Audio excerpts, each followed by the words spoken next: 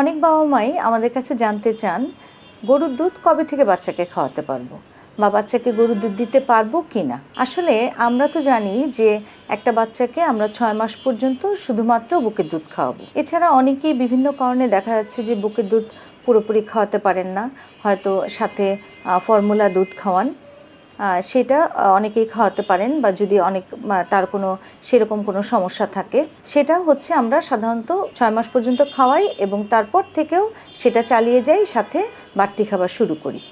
এখন এই যে গরুর দুধ, এটা কি আমাকে বাচ্চাকে খাওয়াতে পারবো? তাহলে এটা কখন থেকে খাওয়াবো? এই যে গরুর দুধটা, এই গরুর দুধটা কিন্তু আমরা অবশ্যই বাচ্চাকে 1 বছরের আগে দিতে পারবো না।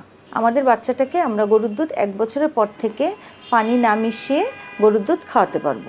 এবং এছাড়া আপনি চাইলে তাকে গরুর দুধে তৈরি বিভিন্ন খাবার যেমন পায়েস, ফিরনি এগুলো খাওয়াতে পারেন। তবে অনেক সময় দেখা যাচ্ছে যে অনেক মারাই 1 বছরের আগেই গরুর দুধ খাওয়ান বা গরুর দুধের বিভিন্ন খাবার বা গরুর দুধ পাতলা করে খাওয়ান।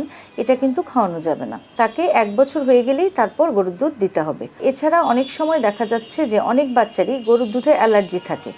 দেখা যাচ্ছে গরুর দুধ দিলেই তার হচ্ছে বারবার পেট খারাপ হচ্ছে। সেই ক্ষেত্রে যদি সেরকম সমস্যা হয় তাহলে কিন্তু গরুর দুধটা বন্ধ রাখতে হবে। এছাড়া আপনি যদি চান তাহলে 1 বছরের পর থেকে আপনার বাচ্চাকে গরুর দুধ খাওয়াতে পারেন এবং এতে কোনো পানি মেশানোর দরকার নেই বা চিনি বা অন্য কিছু মেশানোর দরকার নেই। আপনি সরাসরি 1 বছরের পর থেকে গরুর দুধ বা দুধ জাতীয় যে কোনো খাবার, পায়েস, ফিরনি, পুডিং এগুলো বাচ্চাকে খাওয়াতে পারবেন। এতে বাচ্চার খুব একটা সমস্যা হওয়ার কথা না।